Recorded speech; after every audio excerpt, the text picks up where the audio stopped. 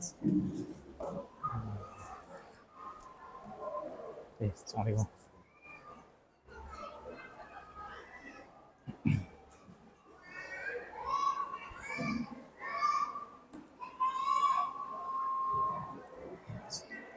Assalamualaikum warahmatullahi wabarakatuh.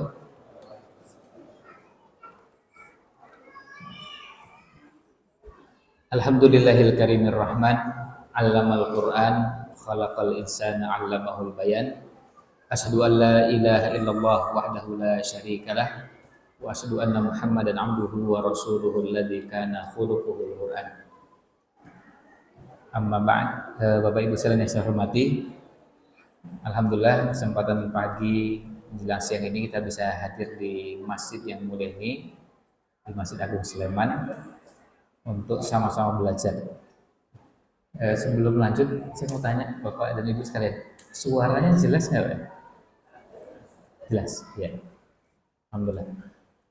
Ya, kemudian pada kesempatan kita di hari ini, insya Allah kita akan sama-sama belajar tema yang berhubungan dengan keluarga. Kalau dalam istilah yang lain juga tema yang berhubungan dengan rumah tangga. Kalau rumah itu biasanya berhubungan dengan bangunan dan tempatnya. Kalau rumah tangga, isinya. Nah, karena kita akan membahas tentang rumah tangga, berarti fokus bahasanya lebih banyak ke isinya, bukan bicarakan tentang fisiknya. Meskipun dua-duanya berhubungan, karena kita mendapati bahwa Islam juga ternyata mengatur masalah yang berhubungan dengan rumah. Dalam sejarah kita bisa melihat arsitek rumah-rumah yang pernah dikenalkan oleh para ahli kaum muslimin sejak dulu, itu desainnya khas, berbeda dengan rumah-rumah dari Eropa yang non muslim. Contohnya misalnya, kalau di rumah-rumah kaum muslimin, taman itu di dalam atau di belakang, bukan di depan rumah. Ya, bukan di depan rumah. Kemudian ruang terbuka itu di tengah rumah, bukan di depan apalagi di luar. Sehingga ibu-ibu yang mau olahraga atau anak-anak yang perlu olahraga, perlu dapat sinar matahari, perlu dapat sirkulasi udara, cukup di dalam rumah karena tempatnya terbuka. Kalau Bapak Ibu yang pernah umroh atau haji, pernah lihat Masjid Nabawi, kemudian ada bagian tengah yang terbuka, ada payungnya, nah kira-kira seperti itu. Jadi depannya ada atapnya, belakangnya ada atapnya, tapi tengah-tengahnya kosong. Jadi kalau matahari dapat, kalau di kita kalau hujan ya dapat, kemudian kalau sirkulasi udara juga tetap dapat. Nah, tapi tema kita tidak membahas itu, ya, tidak membahas tentang desain rumah, ya. Tapi kita bicara tentang rumah tangganya, bicara tentang isinya. Bentuknya seperti apapun rumahnya. Artinya rumahnya bisa jadi mungkin ada yang kotak, persegi panjang, atau bentuk-bentuk yang lain, dan ada yang agak sempit, ya kecil, sedang, besar, dan sangat luas. Nah, salah satu bagian yang penting adalah yang mengisi rumah itu. Karena berapa banyak orang yang rumahnya sempit, tapi yang mengisi rumah itu orang-orang yang hatinya lapang, hatinya luas. Sebaliknya, ada orang yang rumahnya luas, tapi yang mengisi orang-orang yang hatinya sempit. Maka rumah yang luas jadi terasa sempit. Nah, sebaliknya untuk yang pertama tadi, meskipun rumahnya sempit, tapi terasa luas. Itu yang juga akan kita singgung tentang fungsi rumah dalam Islam. Jadi tema kita tentang rumah tangga atau keluarga. Dalam bahasa Arab istilahnya kalau rumah itu namanya baitun, darun, maskanun atau yang semacamnya. Tapi kalau dalam bahasan keluarga, istilah yang populer adalah usroh.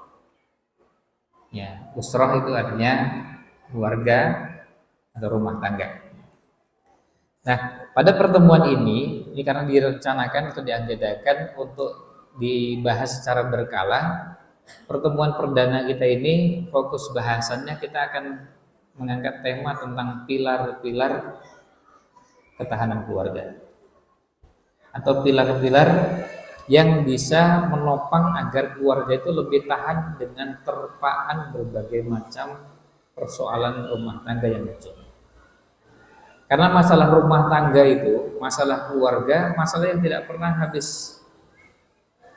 Masalahnya bisa berulang-ulang kalau itu sama, atau masalah yang baru yang belum ada sebelumnya. Dan kita ketemu lagi masalah. Sementara belajarnya itu kadang-kadang tidak mendapatkan porsi yang cukup. Bahkan ini disampaikan oleh banyak kalangan, oleh ulama maupun oleh beberapa tokoh, termasuk dulu ada Menteri Pendidikan di negeri kita yang menyampaikan bahwa orang tua adalah orang yang paling bertanggung jawab dalam pendidikan anak. Kalimatnya belum selesai, lanjutannya, tapi orang tua adalah pihak yang paling tidak disiapkan dalam mendidik anak. Ini yang jadi masalah. Jadi orang tua tanggung jawab terhadap pendidikan anak, tapi orang tua paling tidak disiapkan. Sekarang kalau kita mau cari, kita sebagai orang tua, Bapak Ibu sekalian, mau cari sekolahnya orang tua itu di mana? Kira-kira kampusnya di mana? Fakultasnya apa aja? Kalau jurusan matematika saya bisa tunjukkan. Tapi kalau jurusan mendidik anak, itu fakultas apa? Jurusannya jurusan apa? Nah, kita sulit sekali. Atau kalau nggak perguruan tinggi, kira-kira kalau kursusnya di mana? Kalau mau kursus bahasa Inggris, saya bisa tunjukkan dengan sangat gampang. Kursus bahasa Arab juga saya bisa tunjukkan. Tapi kalau kursus mendidik anak, kursus mengendalikan emosi pada saat menghadapi anak, itu kira-kira kursusnya di mana? Itu tidak mudah. Saya tidak mengatakan tidak ada, tapi tidak mudah dapatkannya. Untuk mendapatkan tempat belajar untuk orang tua. Kemudian juga masalah dalam rumah tangga itu selain tadi masalah baru, bisa masalah lama berulang-ulang, dan masalahnya melibatkan banyak pihak. Masalah rumah tangga itu bisa suami dengan istri, bisa orang tua dengan anak, bapak dengan anak, ibu dengan anak, bisa juga masalahnya anak dengan anak, kakak dengan adik. Kalau Bapak Ibu sekalian perhatikan surat Yusuf, kalau kita pelajari, itu kan menjadi pelajaran sangat berharga untuk kita, bagaimana ketemu masalah rumah tangga. Bayangkan, Nabi Yusuf itu kan perjalanan kehidupannya yang diceritakan kepada kita di bagian-bagian awal itu kan gak enak. Nabi Yusuf bersama saudara-saudaranya, tapi saudara-saudaranya hasad, iri. Bayangkan kalau seandainya bapak-bapak punya saudara, kakak, adik, semuanya hasad pada kita, nggak senang, sampai ada yang memfitnah kita di hadapan bapak, di hadapan orang tua kita sendiri.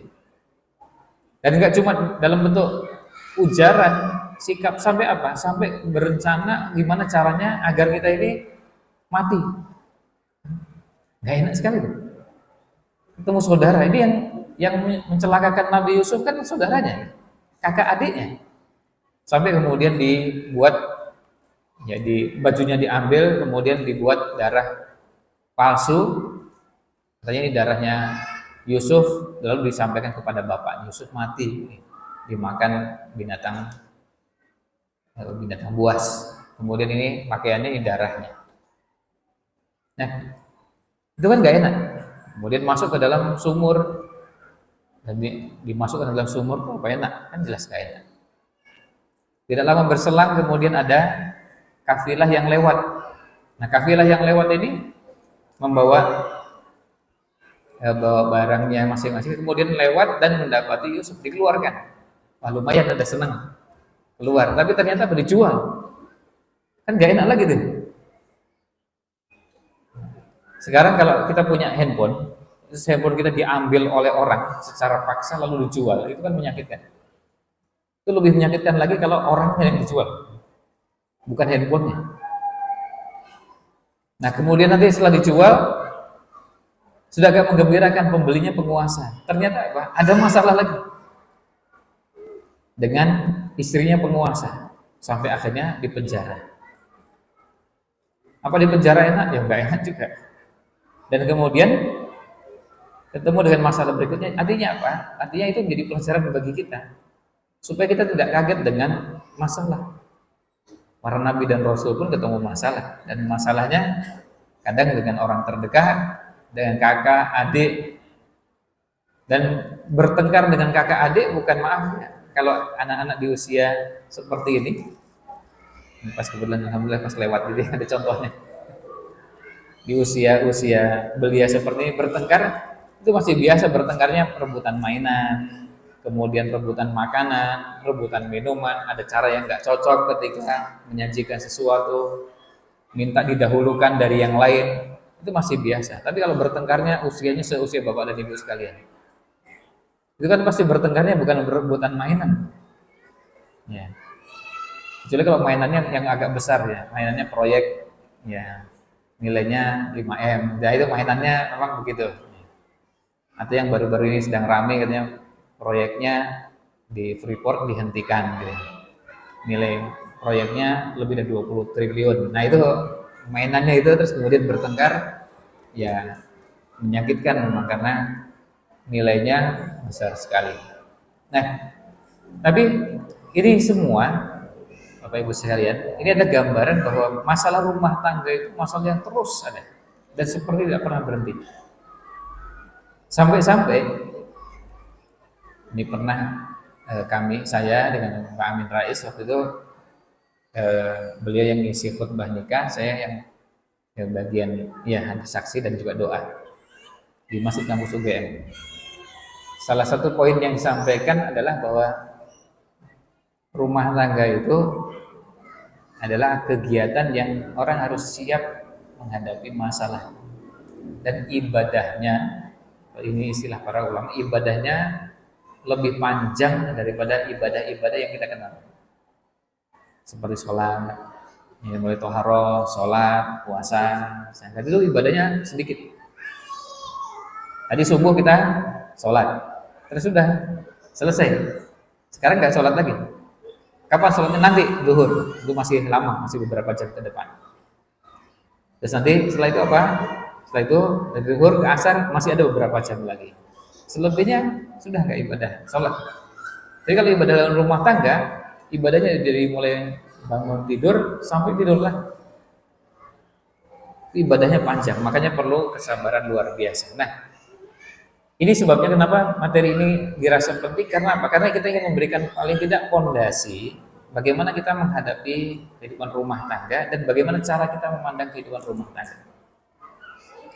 Maka kita ingin membahas ini dengan kita mencoba untuk memberikan ilmu yang kira-kira bisa menjadi bekal. Tapi sudah pasti ilmu dalam rumah tangga itu tidak bisa mencakup semuanya dan bisa diselesaikan dalam waktu singkat. Karena apa? Masalahnya banyak, masalahnya berulang-ulang, masalahnya melibatkan banyak pihak. Sementara ilmu yang harus dipelajari nggak mungkin semuanya. Maka paling tidak yang dikenalkan prinsip-prinsipnya. Makanya kemudian temanya pilar-pilar. Nanti pada sesi-sesi berikutnya kemudian mulai agak detail. Nah itu diperlukan sesuai dengan porsinya. Misalnya tema yang berhubungan dengan bagaimana mengendalikan emosi. Kemudian tema yang berhubungan dengan komunikasi dalam rumah tangga. Lalu masalah berikutnya, ya yang jelas banyak beberapa agenda yang insya Allah akan kita coba bahas dari satu pertemuan ke pertemuan berikutnya. Ya, sekarang kita masuk ke slide berikutnya. Nah, kita bisa lihat di sini. Ini kalimat ini diambil dari sebuah kitab berjudul Al-Baitul Muslimul Qudwah, Rumah Tangga Muslim Ideal. Penulisnya salah seorang dosen di Al-Azhar University, Riyadh, Mesir, Kairo, Kairo, Mesir. Nah, beliau mengatakan bahwa yang namanya rumah tangga itu ada 3 unsurnya. Rumah tangga itu ada 3 unsur bilangnya. Yang pertama, nizam ilahi. Yang pertama adalah aturan ilahi. Maksudnya adalah aturan dari Allah Subhanahu wa taala. Aturan dari Allah Subhanahu wa taala ini biasanya mencakup hal-hal yang bersifat prinsip. Aturan-aturan, kaidah-kaidah, prinsip-prinsip, rambu-rambu, termasuk juga tata kelola dalam rumah tangga. Dan aturan seperti ini Allah tetapkan sudah pasti yang sesuai dengan kondisi manusia. Karena Allah yang menciptakan kita. Misalnya, wa min ayatihi, ini ayat yang paling populer kalau pas ada acara akad nikah. Wa min ayatihi, di antara tanda-tanda kekuasaan Allah Subhanahu wa taala, an khalaqa lakum. Allah menciptakan kalian min anfusikum, dari jenis kalian. Maksudnya sama-sama manusia, azwajan, berpasang-pasangan. Nah, berpasang-pasangan itu sudah jadi sunnatullah sejak diciptakannya alam semesta sampai kiamat, bukan cuma sampai hari ini. Berpasang-pasangan itu laki dengan perempuan.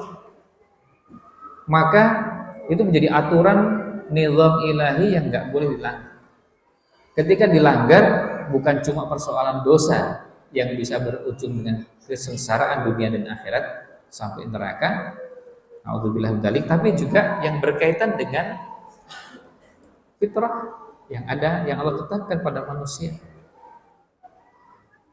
bahwa pasangan itu laki dengan perempuan. Jadi nggak ada ceritanya pasangan itu laki dengan laki atau perempuan dengan perempuan.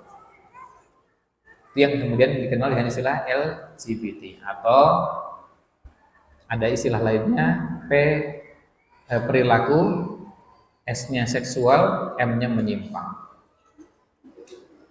Jadi bukannya seperti itu. Jadi tidak pernah dikenal. Dan kalau kita kenalan sesama yang hadir pagi ini, tanya ke sampingnya, kanan dan kirinya, kalau nyebut orang tuanya pasti bapak dan ibu. Nggak mungkin misalnya ada yang memperkenalkan, oh kalau orang tua saya bapak dengan bapak. Itu pasti yang dengar bilang ini kurang waras ini. Ya paling kalaupun diam juga nganggap ini lagi kurang waras. Nggak mungkin ada yang ngobrol lalu kemudian saya ini putranya bapak ini dan bapak itu. Nggak mungkin.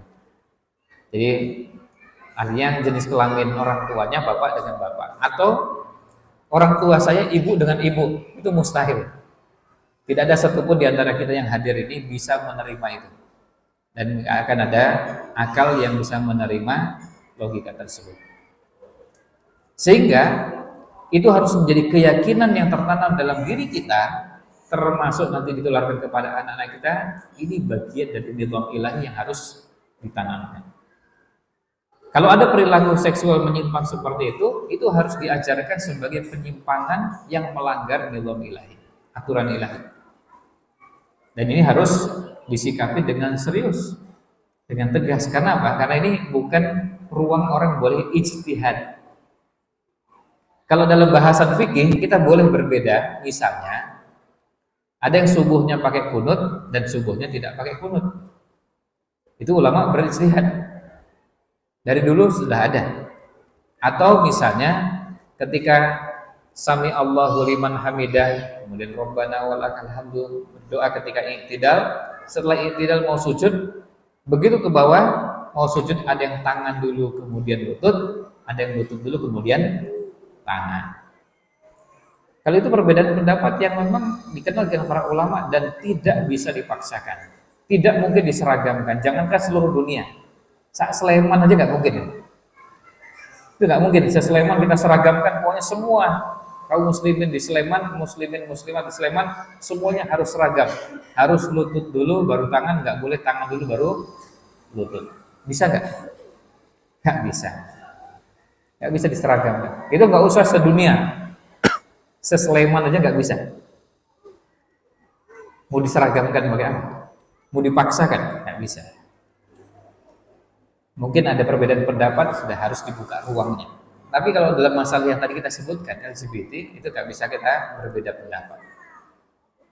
Dan itu pilihannya, pendapatnya yang benar cuma satu. Maka yang lain sudah pasti salah. Bahkan tadi menyimpang. Sudah sampai pada tingkat istilahnya menyimpang. Bukan keliru yang ditolerir, bukan.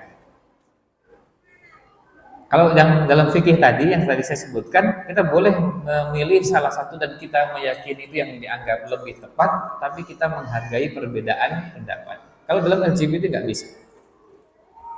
Kita dengan sangat tegas mengatakan perilaku itu menyimpang. Perilaku itu menyimpang, perilaku seksual tersebut menyimpang. Nah, itu contoh nizam ilahi.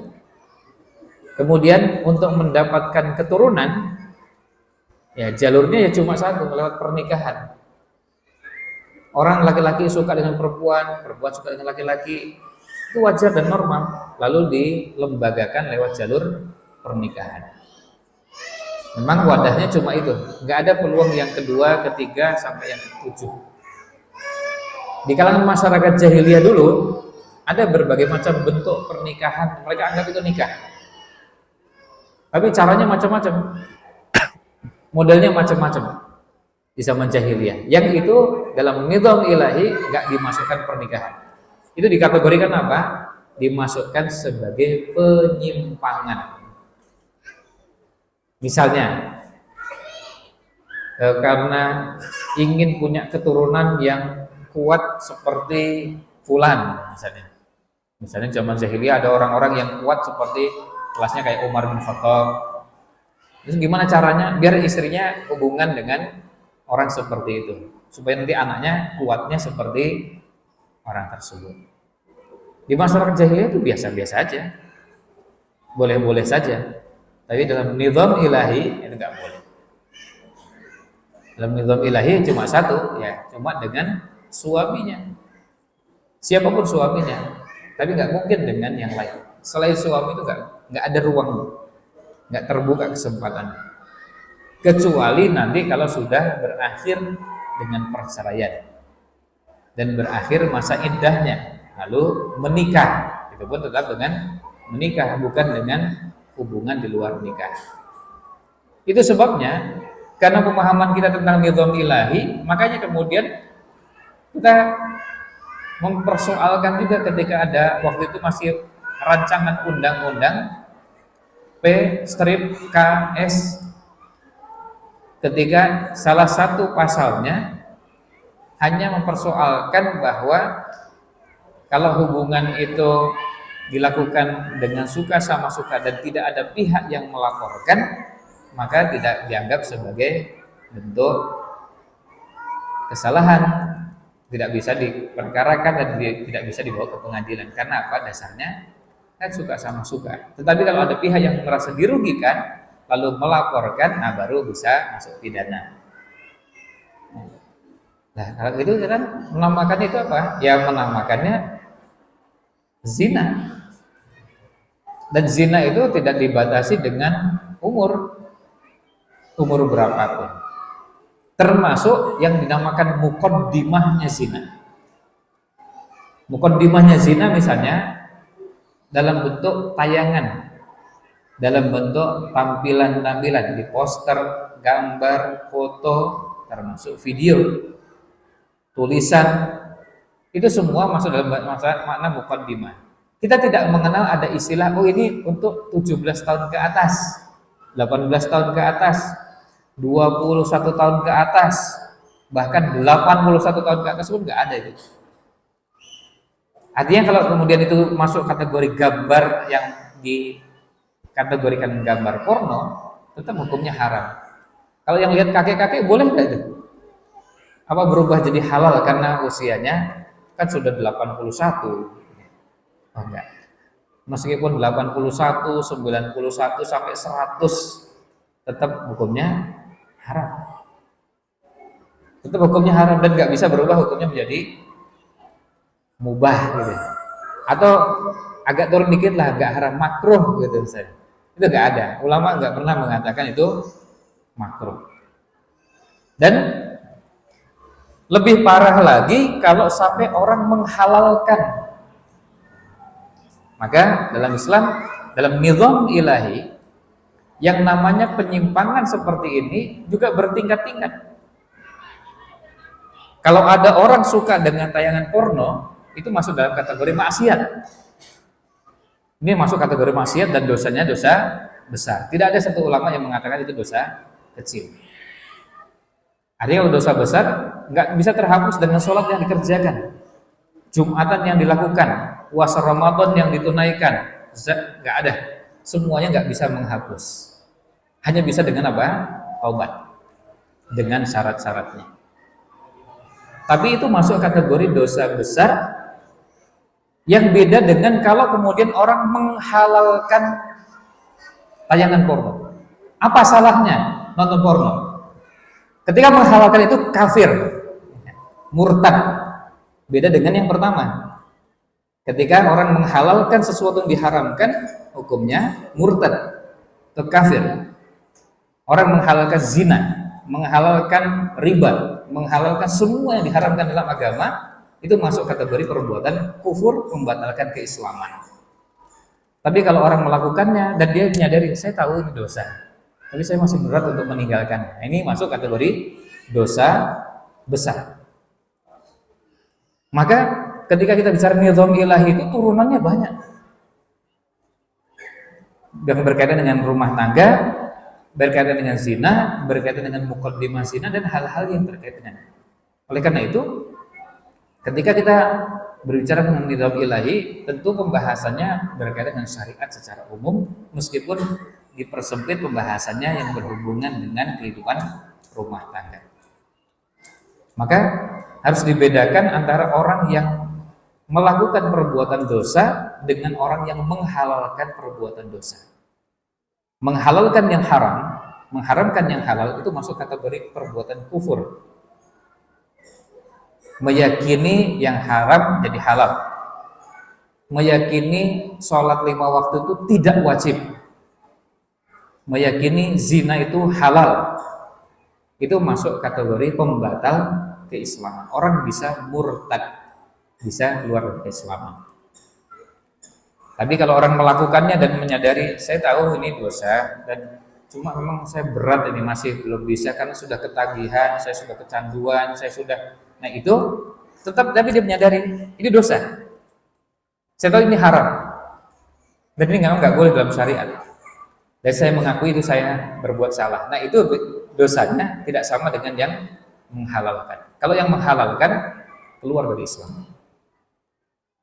Nah, itu namanya nizam ilahi. Yang kedua adalah ketika kita bicara tentang rumah tangga, bukan cuma nizam ilahi yang tadi rambu-rambu, aturan-aturan, prinsip-prinsip, kaidah-kaidah, tapi juga ada hadyun nabawi.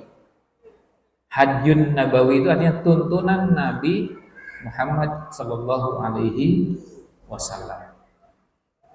Ini sekaligus juga saya ingatkan kepada Bapak Ibu sekalian supaya terbiasa.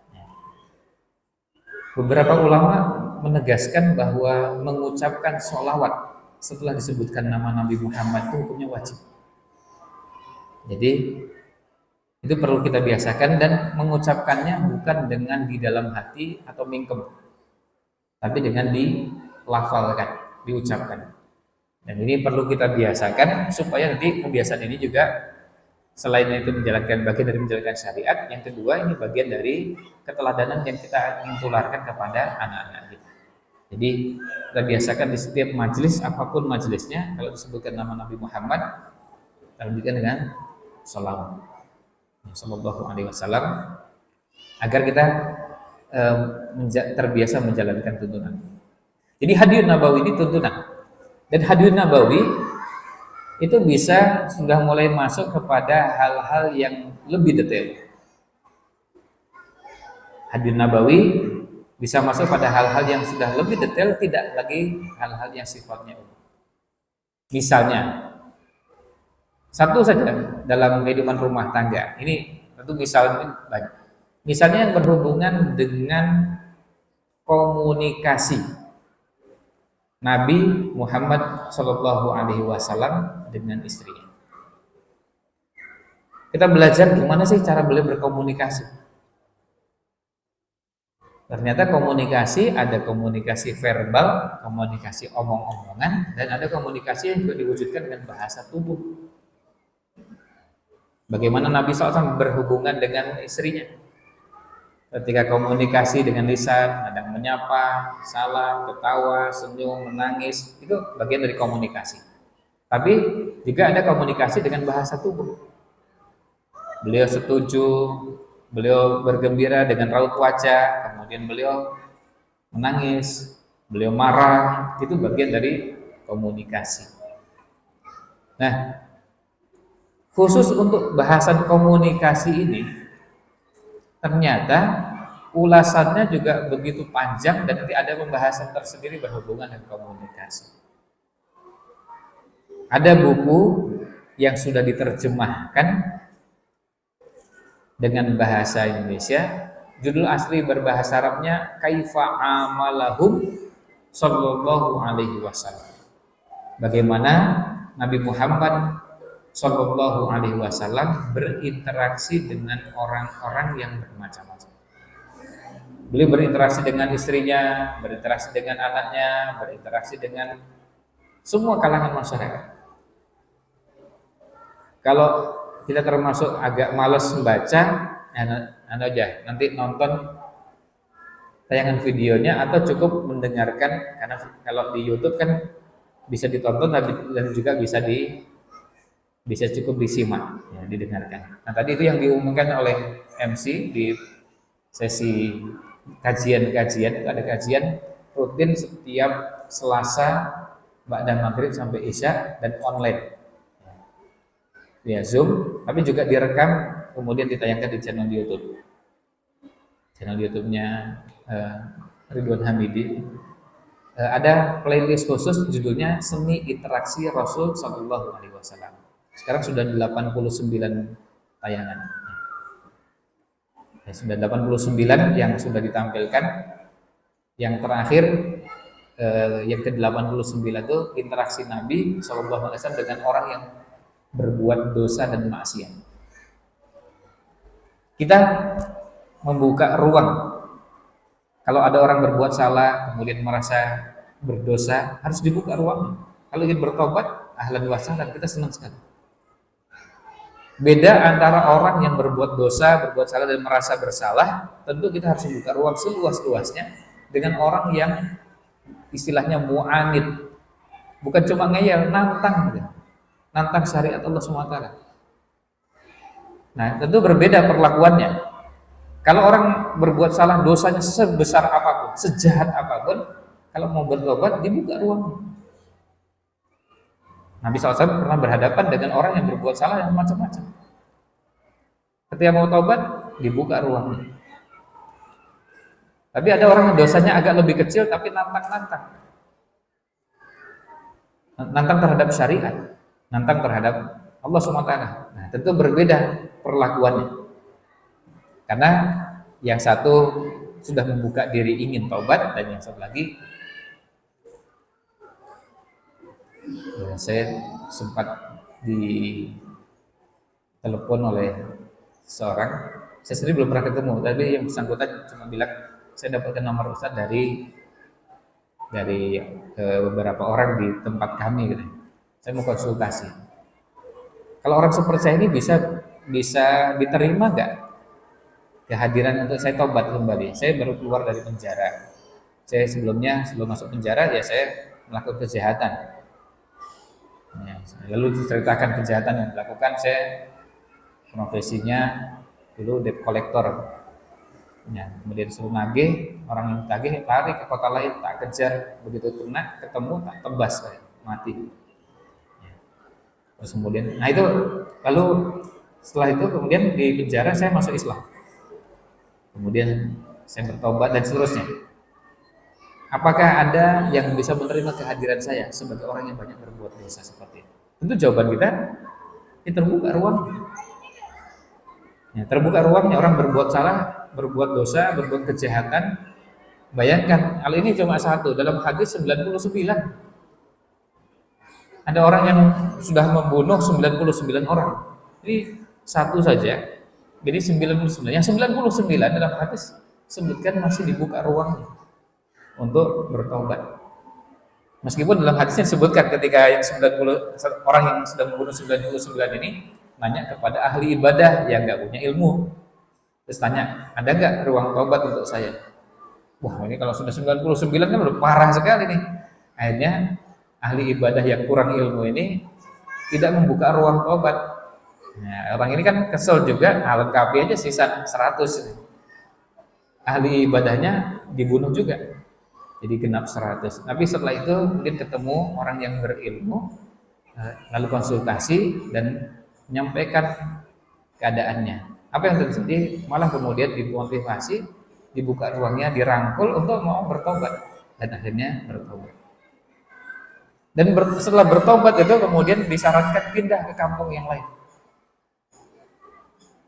Dia belum banyak mengerjakan ibadah, baru pindah perjalanan dari kampung yang satu pindah ke kampung yang lain yang lebih kondusif lingkungannya. Di tengah perjalanan mati.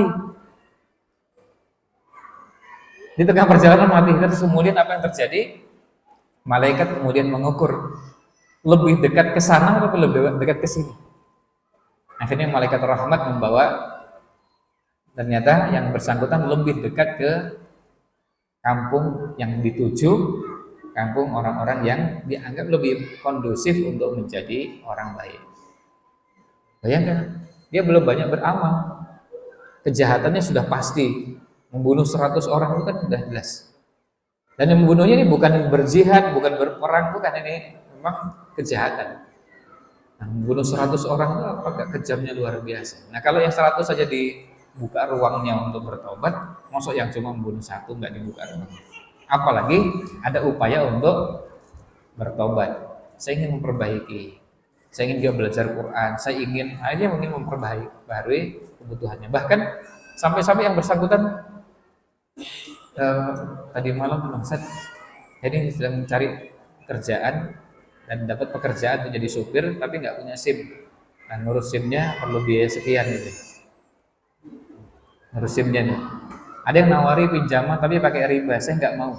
Masya Allah, itu luar biasa. Untuk ngurus SIM itu mau pinjam, saya nggak mau yang pakai riba, saya ingin yang bersih. Ada nggak? Nah, itu artinya ada kesungguhan ingin betul-betul hijrah, betul-betul jadi baik. Nah, intinya yang ingin kita sampaikan adalah keinginan orang untuk berubah menjadi baik. Ya, keinginan orang untuk berubah menjadi baik itu dibuka ruang. Kembali ke bahasan kita yang kedua ini, Hadiyun Nabawi. Nabi SAW berinteraksi dengan semua jenis kalangan, termasuk yang kita pelajari adalah beliau berinteraksi dengan istrinya. Ada banyak cerita yang kita bisa dapatkan dari sirah Nabawiyah. Nah, untuk poin kedua ini, nanti memang perlu diperkaya selain belajar hadis, juga belajar sirah Nabawiyah. Dan perlu kita sampaikan bahwa sirah Nabawiyah itu pembahasannya sangat luasnya luar biasa. Sampai-sampai kalau orang membahas atau belajar sirah Nabawiyah itu, yang pernah belajar, kalau perlu yang pernah belajar di pesantren ya, jangan yang belajar dulu di SMP, SMA cuma seminggu sekali, itu pun pelajaran agama campur dengan materi-materi yang lain kan dapatnya cuma secuil ya. Kalau itu udah cuma seminggu sekali, bukan khusus sirah Nabawiyah lagi, kan dapatnya berarti sangat secuil. Ya kalau yang di pesantren saja, apa yang pernah didapatkan itu masih sangat sedikit dari kehidupan Nabi Muhammad SAW. Ibaratnya, kalau kita melihat Nabi Muhammad SAW, mungkin yang pernah dipelajari dulu itu baru cuma satu dimensi dari kehidupan. Sementara kita ini ingin melihat kehidupan Nabi Muhammad SAW 3 dimensi. Sehingga kalau kita sudah melihatnya 3 dimensi itu betul-betul nyata dan menjadi panduan bagi kita. Baru ketemu ayat laqad kana lakum fi rasulillahi uswatun hasanah, itu nyambung dengan yang kita paham. Karena ada yang belajar sirah Nabawiyah tapi merasa saya sudah belajar sirah Nabawiyah tapi saya nggak merasa ada panduan itu dalam kehidupan saya. Ya bisa jadi baru satu dimensi tadi. Coba kalau 3 dimensi itu akan terasa berbeda. Misalnya Nabi Muhammad SAW dilahirkan dalam keadaan yatim. tidak punya ayah, tapi beliau tidak kehilangan figur ayah yang mendidik beliau. Beliau nggak punya ayah, yatim jelas. Alam yajidka yatiman fa'awa. Sekarang salah satu isu dan tema yang sedang hangat di banyak tulisan. Saya 2 malam yang lalu bertemu dengan pimpinan salah satu penerbit. Ya. Yang penerbit ini nyetak buku Syama'il Muhammadiyah 200.000 eksemplar. Artinya banyaknya luar biasa yang sudah tercetak. Terus saya tanya, kalau tentang parenting gitu, yang paling banyak dicari apa? Yang paling banyak diminati apa? Yang sedang hangat sekarang adalah tentang fatherless. Anak-anak yang kehilangan figur ayah. Punya ayah, punya bapak, tapi ayah tidak berperan sebagaimana mestinya. Ayah nggak pernah mendidik, ayah nggak pernah mengajar, ayah nggak pernah membimbing, ayah nggak pernah melindungi, ayah nggak pernah mengajarkan yang perlu diajarkan kepada anak-anak. Tapi ayah berperan sebagai mesin ATM. Ya. Kalau minta uang ya, langsung keluar. Persis kayak kita di mesin ATM gitu. Kan masukkan terus tekan tombol, terus keluar uang. Ada yang ayahnya seperti mesin ATM. Ada ayah yang kalau komunikasinya tuh template. Maka jawabannya juga template juga. Tanya, gimana? Sudah mandi belum? Sudah makan? Sudah mengerjakan PR? Itu ya ditanyakan itu. Terus besok tanya lagi, sudah mandi? Sudah makan? Gak pernah ayah nanya itu, gimana hari ini kamu? Bahagia nggak? Seneng nggak? Gak pernah gitu. Terus gak pernah juga kalau pulang sekolah tanya, temen kamu tuh yang siapa namanya? Itu yang duduknya dekat dengan, nah, itu gak pernah ditanya. Jadi akhirnya anak tuh merasa kalau ngobrol sama bapaknya nggak nyambung, karena bapak merasa berada di alam yang berbeda dengan anak juga sebaliknya. Anak merasa bahwa kalau bapak ngobrol tuh, atau abinya ngobrol, nanya, seperti berada di alam yang berbeda, nggak masuk ke alamnya. Dan ini sekaligus juga PR bagi para bapak dan ibu sekalian, bekerja sama dengan para ustadz-ustadzah di sekolah, kerjasama untuk bagaimana berproses mendidik anak. Kan ketika dititipkan, kita bisa ngobrol. Misalnya di sekolah ada anak yang terlihat pendiam, tapi kalau di rumah nggak pendiam. Kok bisa jadi di sekolah jadi pendiam tuh gimana? Atau sebaliknya, di sekolah tuh begitu ceria, tapi begitu sampai di rumah jarang ngobrol, menutup diri. Ada apa nih? Padahal dia dengan bapaknya sendiri. Ternyata anak lebih nyaman dengan temannya, lebih nyaman dengan ustadz-ustadzahnya daripada dengan bapak dan ibunya sendiri.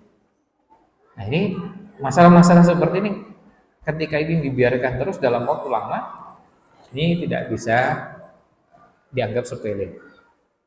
Nah, Hadiyun Nabawi ini, tuntunan Nabi Shallallahu Alaihi Wasallam ini mencakup hal-hal yang begitu detail dalam kehidupan Nabi Muhammad Shallallahu Alaihi Wasallam.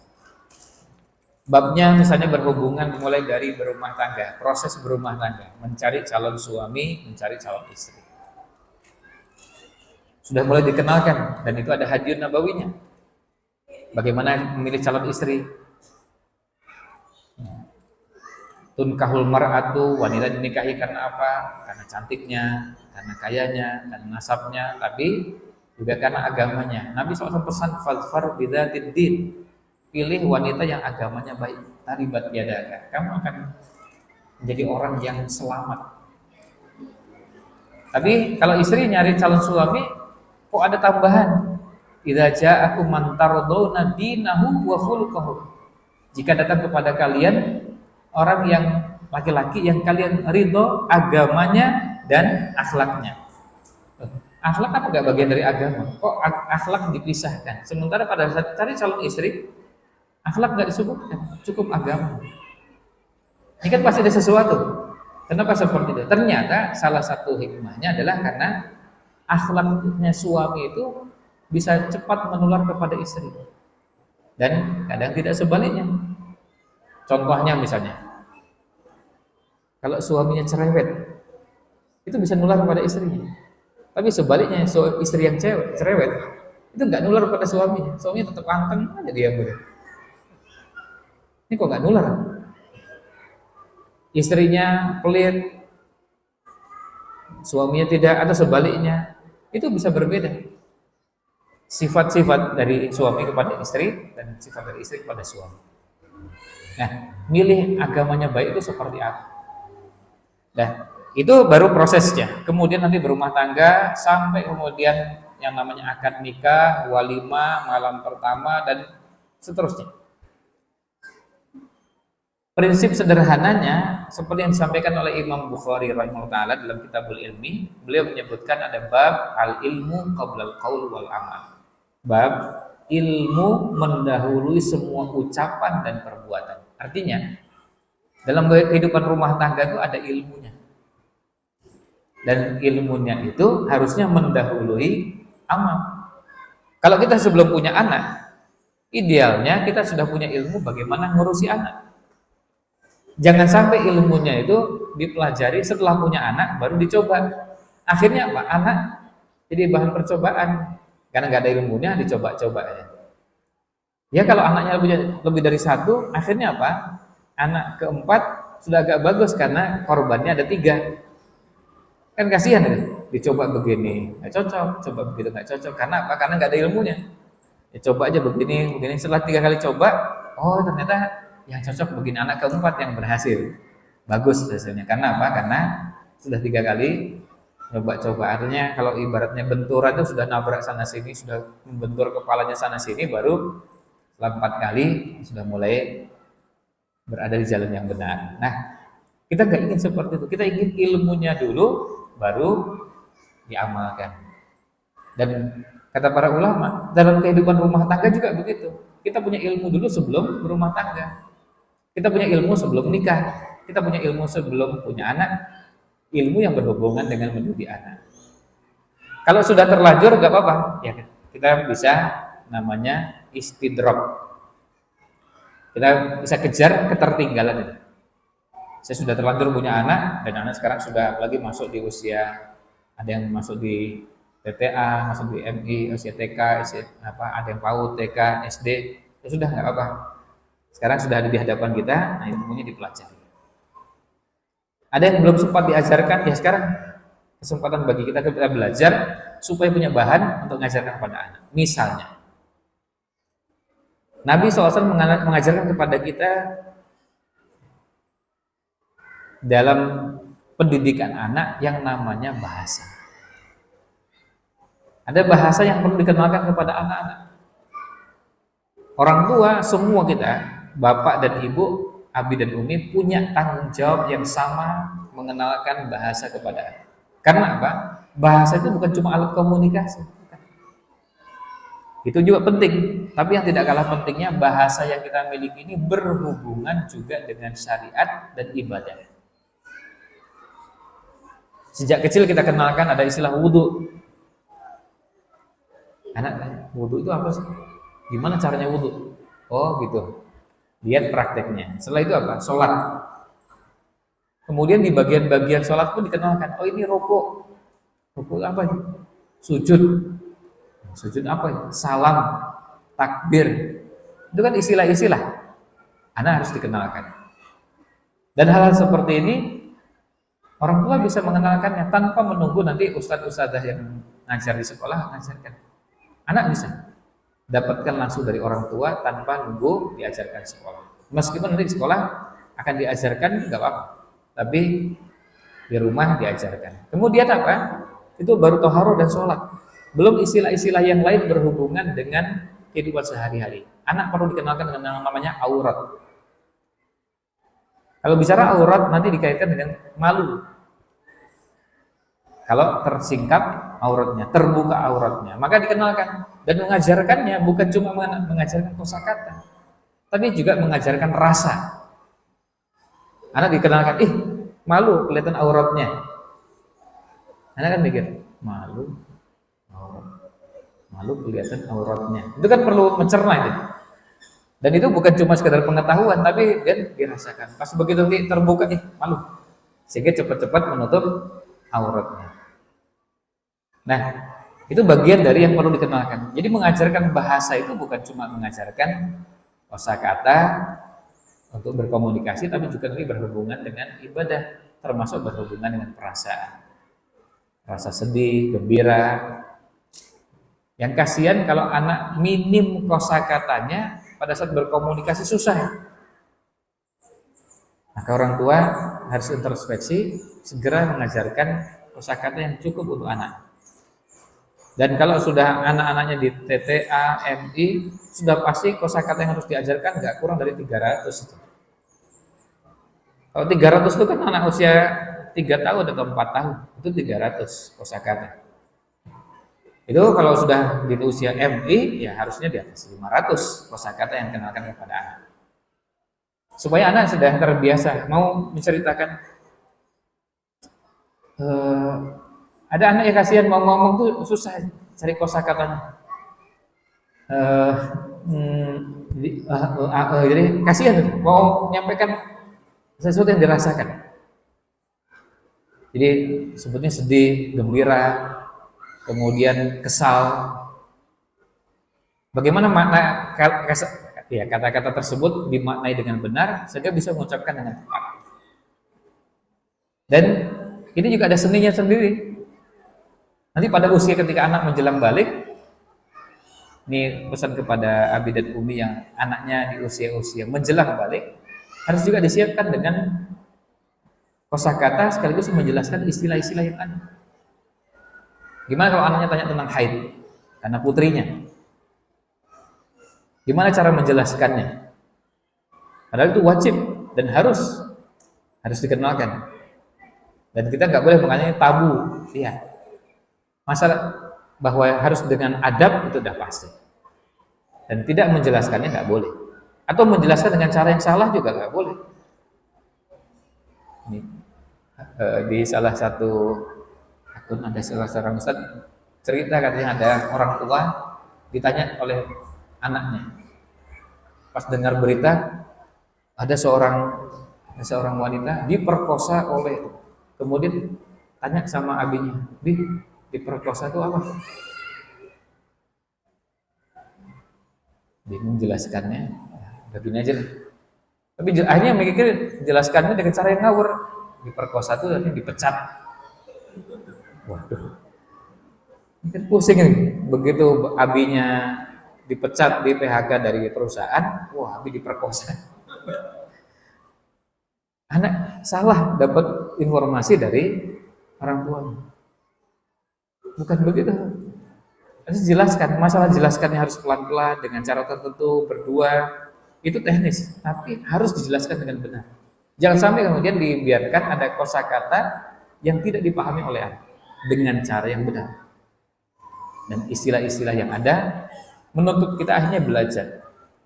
Dan nanti kalau kita mempraktekkan ini, silakan rasakan, kita akan berkembang kemampuan kita karena apa? Kita juga jadi belajar. Oh ternyata harus belajar juga. Beberapa kosakata akhirnya terpaksa kita buka kamus. Ini buka kamus lalu lihat ini gimana sih penggunaannya, penggunaan kata tersebut. Ternyata kita nanti jadi belajar. Oh ternyata ini cara yang betul bukan begitu. Misalnya kan ada beberapa kosakata itu kita menyebutnya dengan cara yang keliru. Misalnya tempe penyet, itu betul nggak ya? Tempe penyet, ya, ayam penyet. Ternyata dalam kamus besar bahasa Indonesia dan dari pusat bahasa kan keliru itu. Bukan penyet pakai T, tapi penyet pakai K.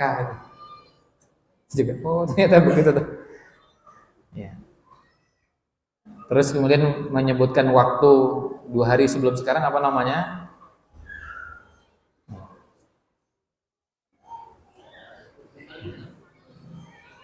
Kalau 1 hari sebelumnya kemarin. Terus kalau 1 hari sudah hari ini besok, 2 hari lusa. Kalau 3 hari 3 hari setelah hari ini ya, namanya tulat. Ya. Kalau 4 hari setelah hari ini tubin. Itu kan ada di Kamus Besar Bahasa Indonesia. Tapi kita sendiri gak ngerti itu. Ada tulat, ada tubin, ada sekian banyak kosakata, ternyata kita sendiri gak ngerti. Nah, itu akhirnya apa? Ketika kita ingin mengajarkan itu, ini kita terpaksa harus belajar lagi. Ya, memang aslinya kita gak terlalu baik juga bahasa Indonesianya. Ya, ini kita terus belajar. Kadang-kadang ada huruf T dapat imbuhan me dari per, itu dalam gimana caranya? Ya, tutup jadi mentutup apa menutup ya. Nah, kalau tarbiyah, menarbiyah atau mentarbiyah. Ya. Nah, hal-hal seperti ini kayaknya sederhana tapi akhirnya kita jadi sadar, oh iya dulu pelajaran bahasa Indonesia kita yang kita pelajari dulu udah banyak lupa, atau jangan-jangan dulu bang belajarnya nggak tenanan gitu. Jadi belajar sambil ngantuk, sambil tidur, jadi kita nggak merasa ada yang keliru, padahal sebenarnya banyak yang keliru. Paling tidak dengan cara begitu suami istri sama-sama bekerja atau bekerja sama untuk sama-sama membina anak. Nah, hadis Nabawi ini kenapa saya sebutkan bahasa? Karena salah satu yang menjadi PR kita ketika anak-anak kita lemah kemampuan bahasanya, ditambah lagi dengan kondisi yang memperparah adalah lebih dekat dengan perangkat-perangkat. Akhirnya jarang berkomunikasi. Jadi mingkem aja. Tapi merasa bisa berkomunikasi dengan apa? Dengan apa yang ada di handphone. Kan main game kan gak perlu ngomong-ngomong, diam aja, tinggal pijit-pijit. Tapi kelemahannya jadi susah berkomunikasi, mau mengungkapkan sesuatu gak terampil. Nah, itu cuma satu bagian kecil dari Hadiyun Nabawi. Ada qaulan kariman, qaulan ma'rufan, qaulan sadidan, qaulan. Itu artinya qaulan-qaulan yang ada di Quran juga bagian dari yang perlu kita kenal. Nanti coba saya kirimkan salah satu tulisan di jurnal. Ini jurnal ilmiah ya. Jurnal ilmiah yang membahas tentang qaulan-qaulan tersebut yang ada dalam Al-Quran. Tentu yang nanti ini bisa digunakan dalam komunikasi dengan anak. Terus kemudian yang kedua nanti juga di salah jurnal tapi berbahasa Inggris yang juga membahas tentang qaulan kariman yang digunakan dalam pendidikan anak. Kebetulan saya terlibat menulis di dua-duanya. Satu jurnal berbahasa Indonesia, satu lagi jurnal berbahasa Inggris.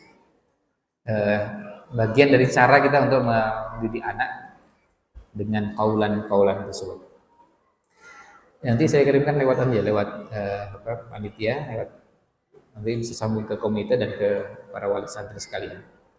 Jadi ini namanya Hadiyun Nabawi. Dan kalau Hadiyun Nabawi nanti sudah bisa sampai sangat detail.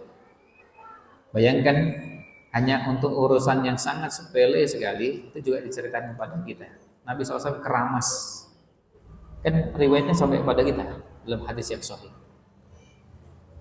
Keramas dan dikeramasi oleh istrinya Aisyah, dan Aisyah menyatakan bahwa Nabi SAW ketika itu sedang i'tikaf dalam masjid.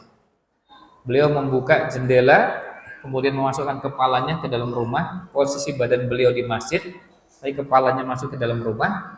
Kemudian kata Aisyah, saya membersihkan kepala. Jadi ngeramasi rambut Rasul Shallallahu Alaihi Wasallam. Wa ana haidun, dan saya sedang haid.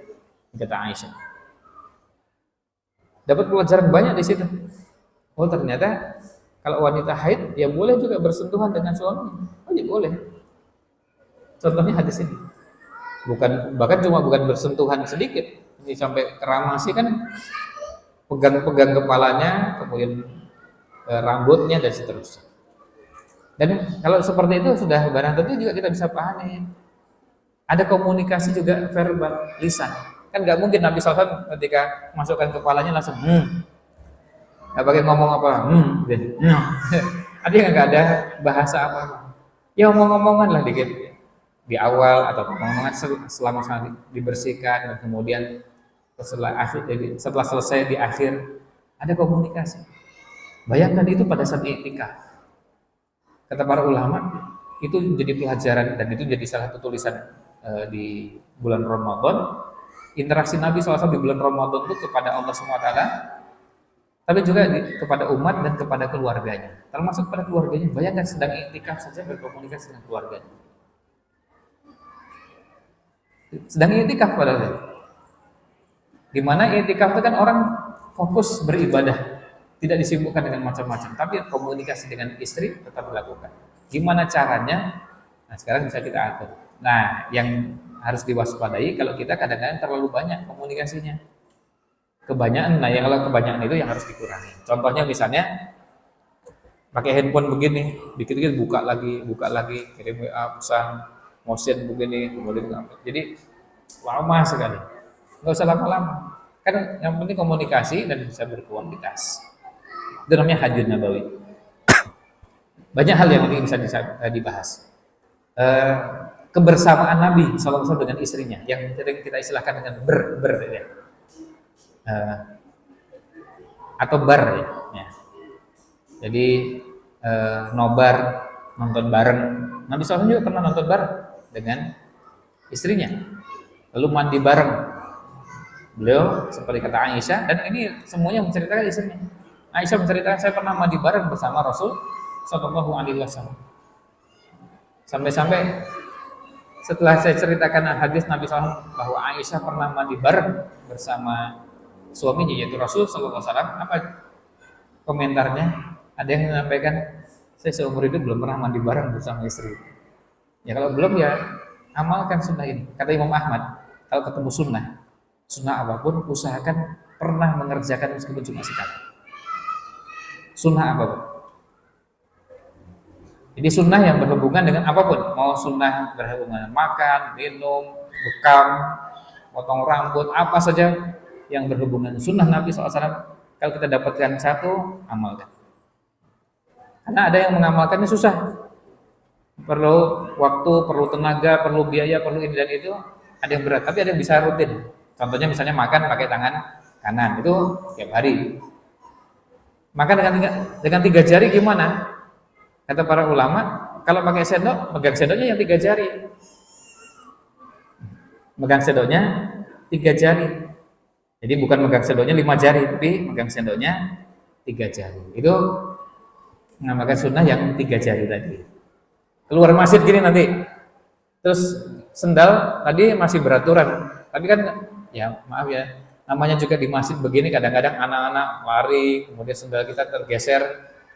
Itu gimana kalau pas keluar sendal yang satu di sini, sendal yang satu lagi 1,5 meter dari sendal yang pertama. Gimana cara makainya? Apa pakai satu terus kemudian kita jalannya sambil lompat-lompat begitu? Atau kemudian kita jalan yang satu nggak pakai sendal, satu lagi pakai sendal sampai mendekat sendal berikutnya. Syekh bin Baz pernah ditanya begitu. Ya gimana kalau seandainya kasusnya sendalnya seperti itu, yang satu di sini, satu lagi di sana, dan jaraknya 1,5 meter. Jawaban beliau, jika kamu sanggup tidak maksiat kepada Allah meskipun cuma 1 langkah, maka kerjakan. Jawabannya. Jika kamu sanggup tidak maksiat kepada Allah meskipun 1 langkah, maka kerjakan. Gimana caranya? Ya sendalnya didekatkan. Kan kita juga gampang gitu. Ya sendalnya didekatkan terus nanti tinggal pakai kanan kiri terus. Jadi bukan pakai kanan di sini terus kirinya di sana. Apalagi kalau yang lebih parah, kirinya di sini, kanannya di sana. Itu kan berarti makainya kiri dulu baru kanan. Kalau yang kanan aja tadi misalkan didekatkan dulu baru dipakai.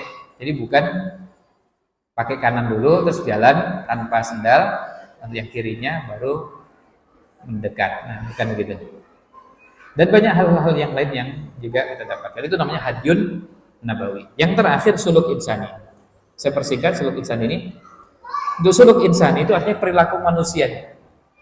Ini berhubungan dengan karakter, tabiat, sifat yang memang berbeda-beda antara satu orang dengan orang lain.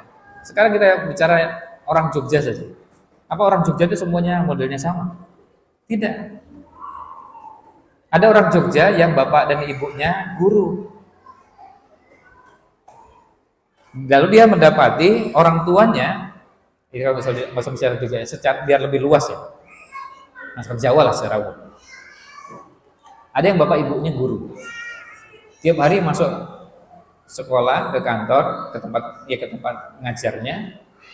Berangkatnya kebetulan karena bapak dan ibunya guru di 2 sekolah yang berbeda dan masing-masing jaraknya juga berbeda, arahnya kalau perlu berbeda.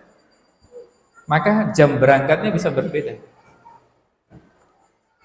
Apa yang terjadi? Anak menyaksikan suasana itu, menyaksikan dan akhirnya saling memahami. Pokoknya kalau untuk sarapan masing-masing ngurus sendiri.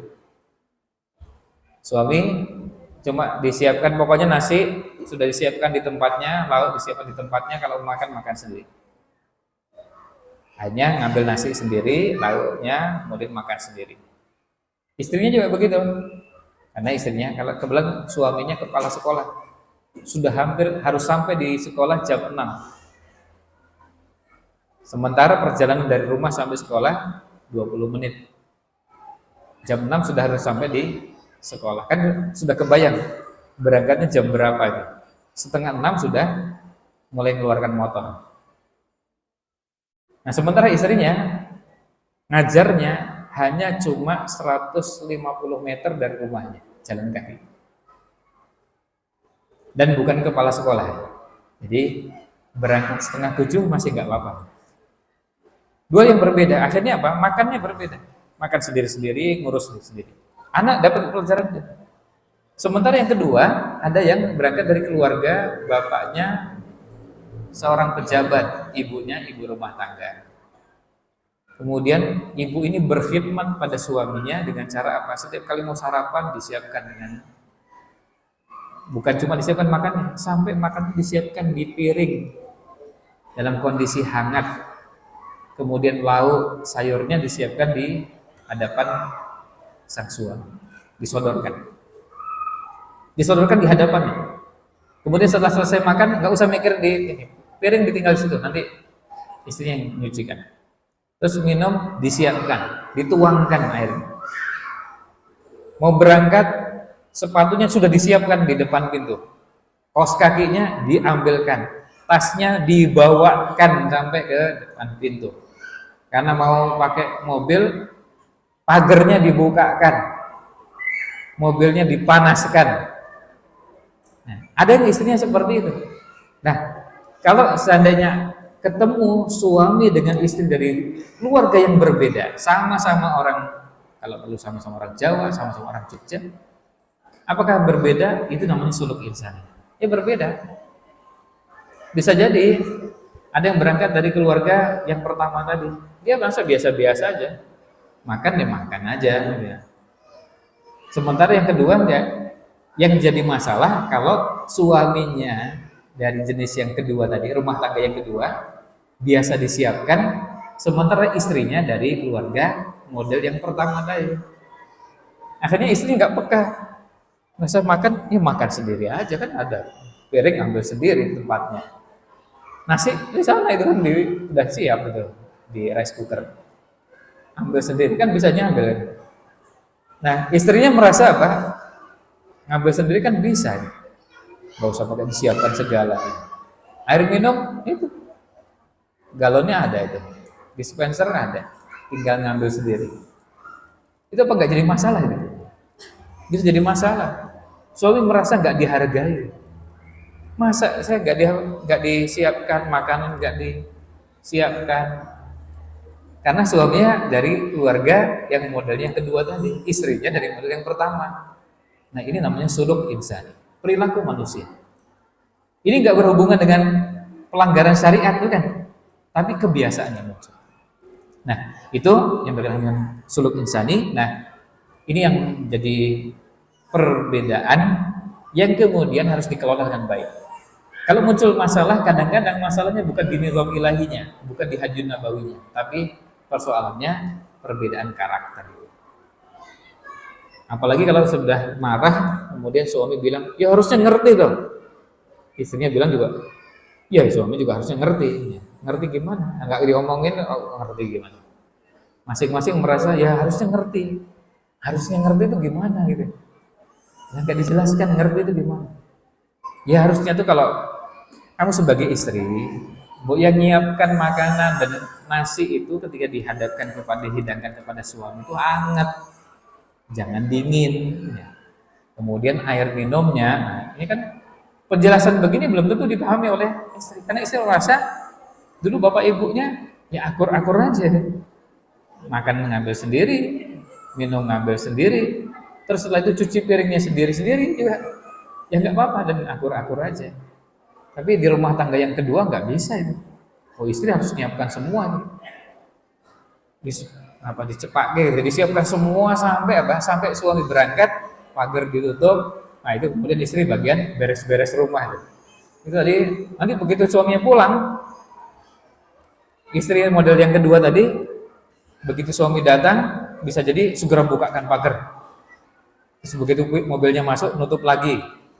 Kemudian begitu masuk sampai di rumah karena capek, kemudian tas disimpan di ruang tamu, kos kaki dibuka di ruang tengah, kemudian baju dibuka di kamar. Kemudian, wah jadi istri begitu sudah ada suami datang tuh bagian apa dinas ketertiban ya, atau bagian menertibkan kos kaki, sepatu, baju, kunci, semuanya ditempatkan di tempat yang nggak beraturan. Dan dianggap istri harus ngerti. Nah besok pas mau berangkat, kalau tanya kunci, tanya pada istrinya, kuncinya di mana? Itu nggak bisa istri bilang, lah kemarin nyimpen di mana? Salahnya sendiri nyimpennya nggak bisa begitu, itu ngajak ribut. Ya, nah ini namanya suluk insan. Rumah tangga yang dibangun itu juga perlu mempertimbangkan hal-hal seperti ini. Nah ini yang bisa kami sampaikan. Mudah-mudahan ada manfaat yang bisa diambil. Mohon maaf jika berkenan dan terlalu panjang. Wallahu a'lam. Sallallahu alaihi wasallam ala Nabi Muhammad wa ala alihi washabbihi ajmain. Assalamualaikum warahmatullahi wabarakatuh.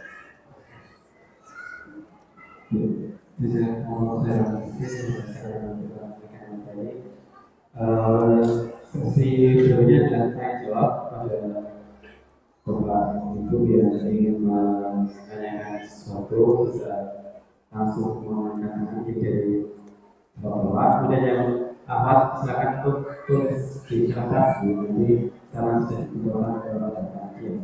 Kalau kepada Bapak yang ingin mengajukan pertanyaan, satu, ada lagi.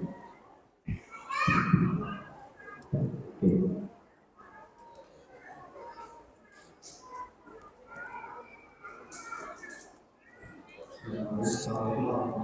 Waalaikumsalam. Mau tanya Ustaz, tadi kan Ustaz bilang kalau ada sekitar jalan ada sebagian orang seperti itu dari tetangga atau keluarga yang istilahnya seperti itu. Nah pertanyaannya adalah bagaimana kemudian ketika dia dalam kondisi itu misalnya meninggal kan dia tidak berdoa, tidak melakukan hal yang memperbaiki sikap seperti itu. Jika kita sebagai keluarga dia atau tetangga dia apakah tetap hadir dengan kemudian mengingkari bahwa dia itu bukan muslim lagi misalnya dia secara perbuatan itu sudah kubur atau seperti yang saya menyampaikan di YouTube sudah disampaikan kepada diri situ apa sendiri nanti kepada orang ini seperti itu. Nanti karena saya belum tahu mau mendengar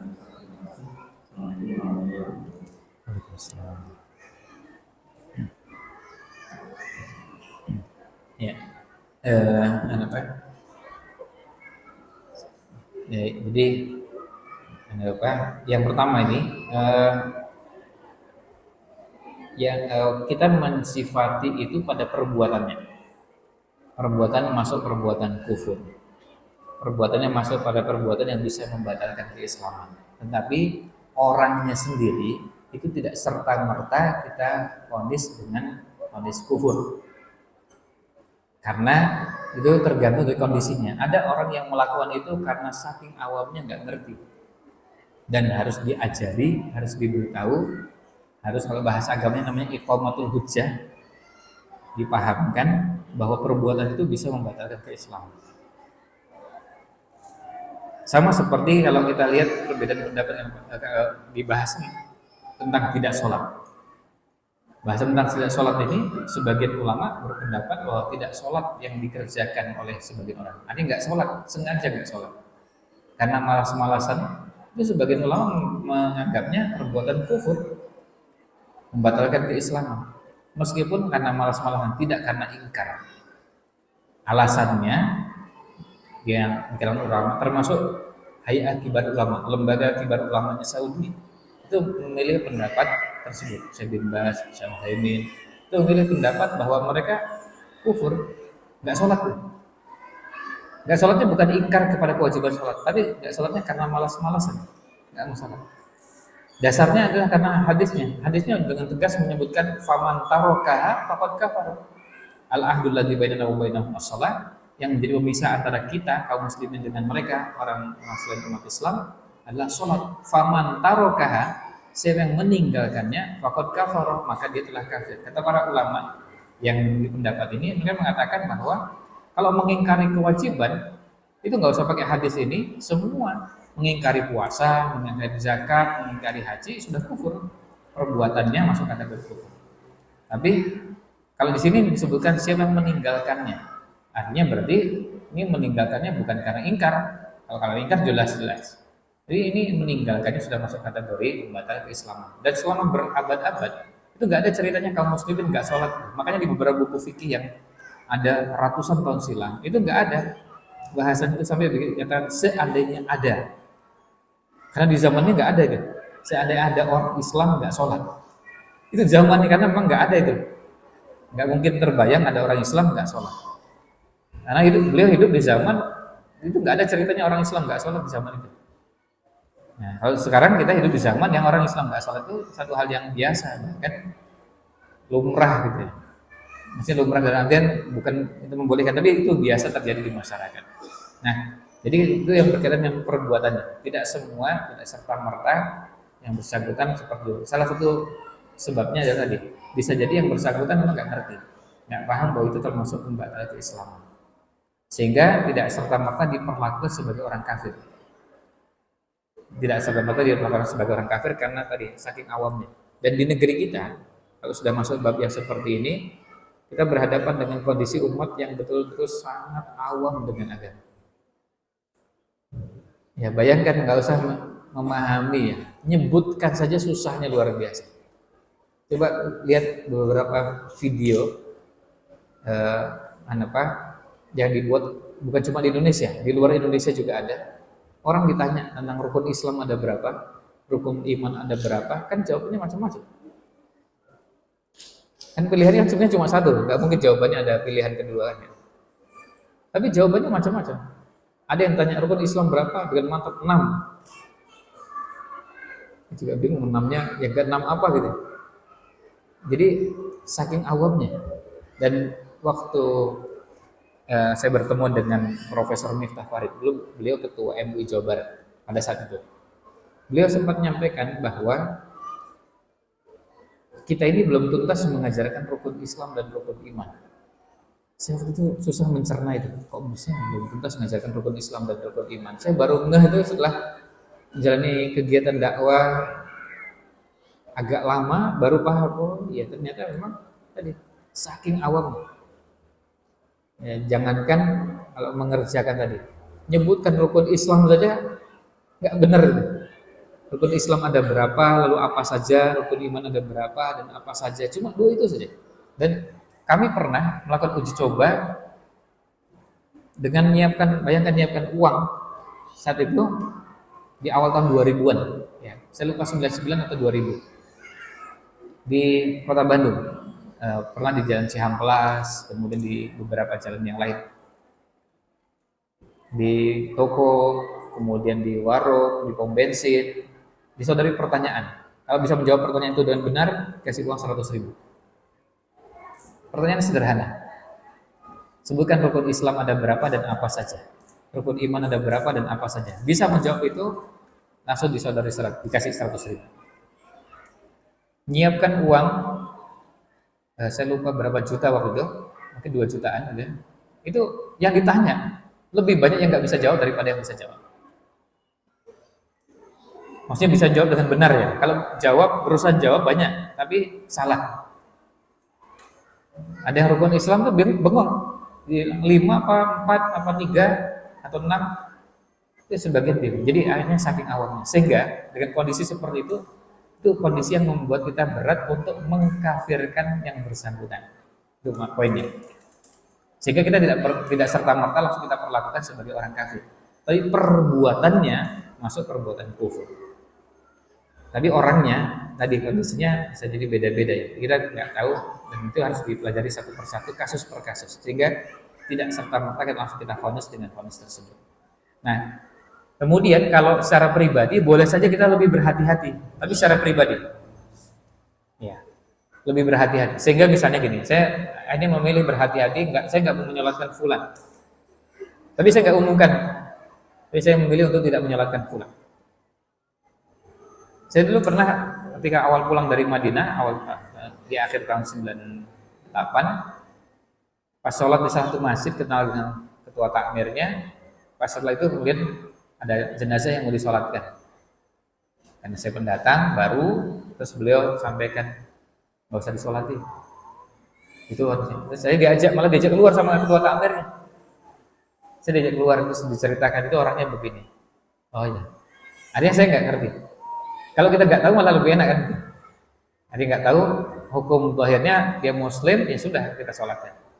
Tapi kalau sudah jelas melakukan pembatalan keislaman, apalagi bukan orang yang awam, artinya orang yang ngerti, maka kalau orangnya nantang, orangnya memang itu beda dengan orang awam ya. Ya, ini kan orang yang tadi saya bedakan. Kalau orang yang jahil ya orang nggak ngerti, orang awam karena memang sangat polosnya dan kurang ngaji, itu perlakuan kita tentu berbeda dengan orang yang nantang terhadap syariat. Nah ini berbeda perlakuannya. Kalau seandainya yang bersangkutan mati, tentu berbeda dengan yang orangnya awam tapi nggak nantang terhadap syariat. Gitu. Oh ya. Ya ini ada pertanyaan. Apa peran kita sebagai orang tua terhadap anak agar anak tidak menjadi pembuli atau mendapatkan bulian dari temannya? Nah, ini pertanyaannya bagus, cuma memang perlu jawaban khusus yang perlu diberikan porsi yang memadai. Jadi mohon izin nanti insya Allah ini jadi bagian dari materi untuk kajian berikutnya. Tetapi paling tidak begini, kalau ini jawabannya perlu dijawab mendesak, paling tidak ada beberapa hal. Pertama, kita perlu sebagai orang tua menjadi orang yang dekat dengan anak, mendampingi anak, membersamai anak sampai anak tidak merasa sungkan untuk menyampaikan apapun pada kita, tidak merasa takut, tidak merasa sungkan, tidak merasa. Jadi artinya apapun yang dirasakan, anak dengan leluasa bisa menyampaikan itu. Kemudian yang kedua, anak juga dikenalkan dengan rambu-rambu. Ini boleh, tidak boleh, ini baik, tidak baik, sehingga anak bisa peka.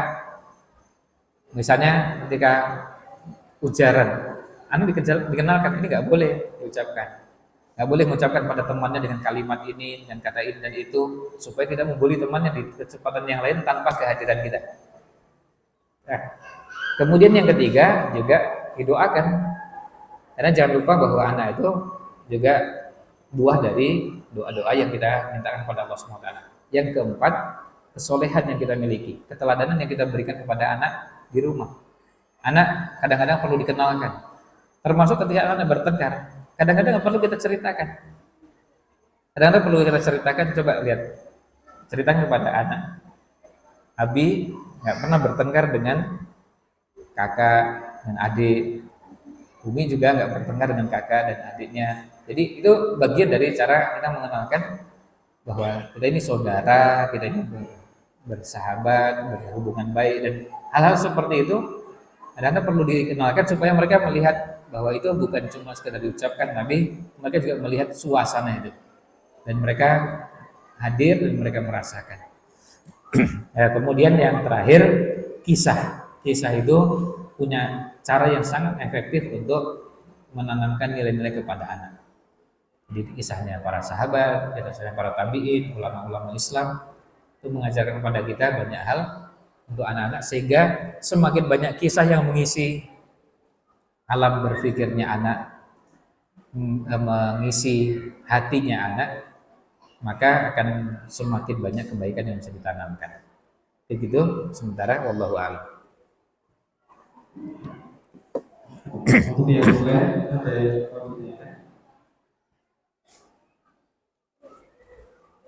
Ya Pak, sudah? Cukup. Ya. Kalau sudah tidak ada mungkin bisa ditutup materinya. Baik.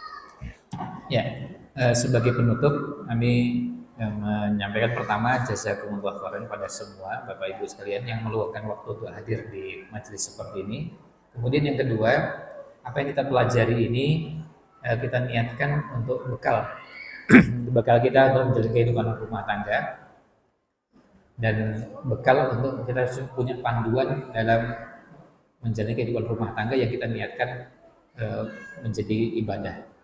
Kalau ibadah rumah tangga itu bisa menjadi panjang dibanding sholat yang lebih singkat, puasa yang mungkin hanya beberapa jam, ibadah rumah tangga bisa lebih lama. Maka ilmunya juga sebenarnya perlu lebih banyak.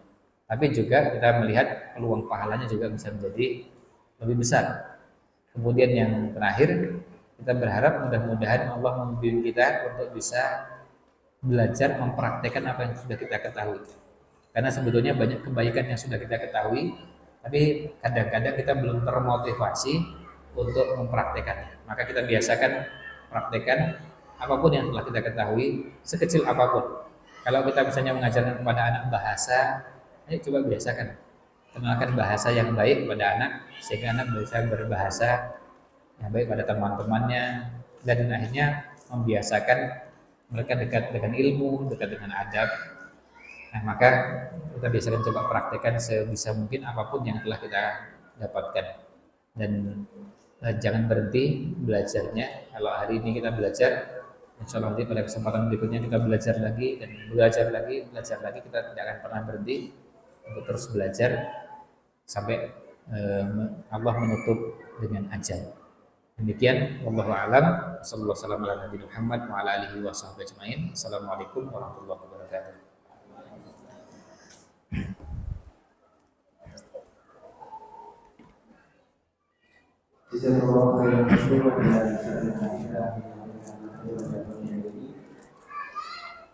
Untuk pertemuan bersama sendiri, kalau kita akan adakan Ustaz, ini mohon maaf. Ya. nanti informasinya akan